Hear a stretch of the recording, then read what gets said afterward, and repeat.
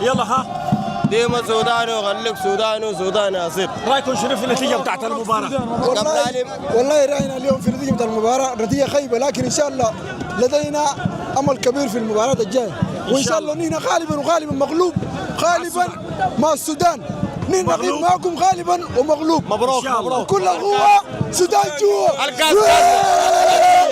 الكاس كاس من زي ما شايفين الاجواء اجواء احتفاليه جدا وسط مشجعين المنتخب السوداني رغم الخساره من منتخب بوركينا فاسو، لكن الجمهور السوداني رغم الخساره من قبل بدايه مباراه السودان ومنتخب بوركينا فاسو الجمهور كان محتفل. حتى بعد المباراه شايفين الاحتفاليه الكبيره اللي قايم بها جمهور السودان.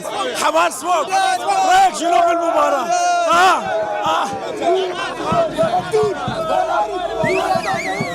ديما السودان ديما السودان ديما السودان. طيب السودان يهز الارض وطول ملعب السودان يهز الارض. خلينا او يشجع المنتخب السوداني. انا بشجع السوداني والمغربي والجزائري. يا سلام عليك. والرجاء ونعز الرجاء ونحب المولوديه. ديما السودان ديما مغرب. ديما السودان وخاوه خاوه. ديما السودان وديما مغرب. ديما السودان ديما الرجاء. ارفع راسك. أولتراس عملت شغل. بالاخر ديما مغرب. عملت شغل أولتراس الليله، عملت شغل جميل حتى من قبل بدايه المباراه، والاحتفالات بتاعتكم كانت من قبل بدايه المباراه. حتى بعد المباراه احنا شايفين السعدي الطبول بتزمر. اعدادكم كان شاغل للمباراه بتاعت بوركينا فاسو دي. والله حقيقه صراحه يعني الموضوع كلفنا طاقه كبيره جدا عشان نقدر نعد المباراه دي بالصوره المطلوبه، وانه نقدر نعالج الاخطاء في المباريات اللي فاتت. والحمد لله الناس كلها شايفين اليوم الحماس كان فوق. أيوة. والعدد كان كبير جدا وما شاء الله. يعني الأولتراس ادى رساله جيده رغم انه التنظيم يعني تم في فتره ضيقه جدا، لكن الحمد لله بالروح الوطنيه والشباب وتعاونهم مع بعض طلعت الصوره بافضل الحلة، رغم انه حتى في بعد تسجيل الهدف الاول والثاني الناس بتشجع. ودي الحاجه اللي احنا بدنا نصل لها، انه المنتخب في كل حالاته ونحن بنشجعه، اذا كان هو منتصر او مهزوم احنا بنشجع السودان ان شاء الله. وان شاء الله المباراه الجايه نعد لها افضل من الاعداد زي ما شايفين الحماس، وباذن الله تعالى كل الناس تشجع منتخب السودان. وشعارنا الموحد شجع صغور الجديان. ويعني نتمنى السودانيين يعني ما يستاوا للنتيجه، ويعني يراعوا للظروف الاستثنائيه اللي احنا بنمر بها في الفتره دي يعني، ويشجعوا المنتخب باقصى ما يستطيعوا بكل ما يقدروا، ويبعد عن الجانب السلبي. ونحن الان صراحه في وضعيه طيبه يعني، رغم الظروف نحن في وضعيه طيبه جدا نقدر نصل نتاهل لدور 16. ايوه، وان شاء الله نتمنى انه نلعب مع الجزائر والكره ما عندها حاجه واضحه يعني. صحيح. ان شاء الله نحن نظل ندعم المنتخب السوداني بكل حالاته باذن الله تعالى، وشجع صغر الجديان.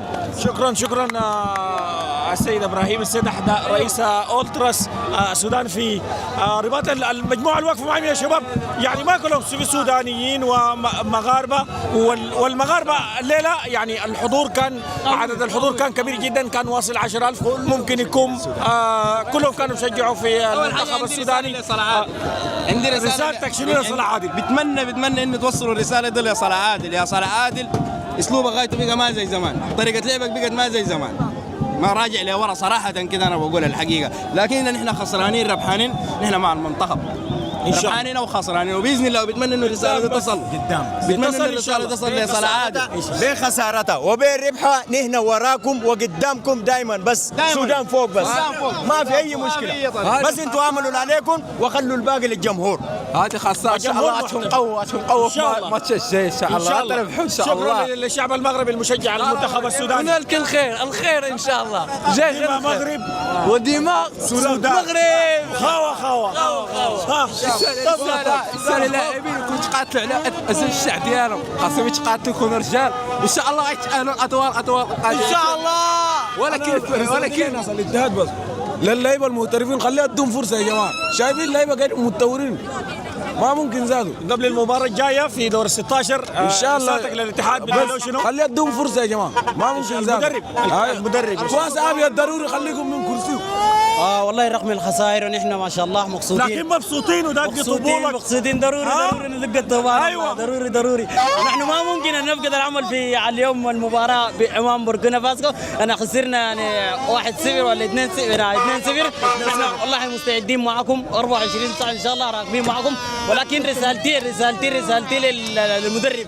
المدرب اصلا ما قد يدي فرصه، ما قدر ناس الاداره ما قد يدي فرصه للمدرب كونه يجتهد بمهاراته الفرديه يخلي اللعيبه يشكلهم بطريقته. ولكن هذه هو خلطه من المدرب من المفترض يقول ما في حد يتدخل في شؤوني، لكن المدرب ما ادوها فرصه. ونتمنى ان شاء الله الجاي احلى ان شاء الله. سمعنا حاجه يلا. بالطول بالارض سودان يهز الارض، بالطول بالارض سودان يهز الارض.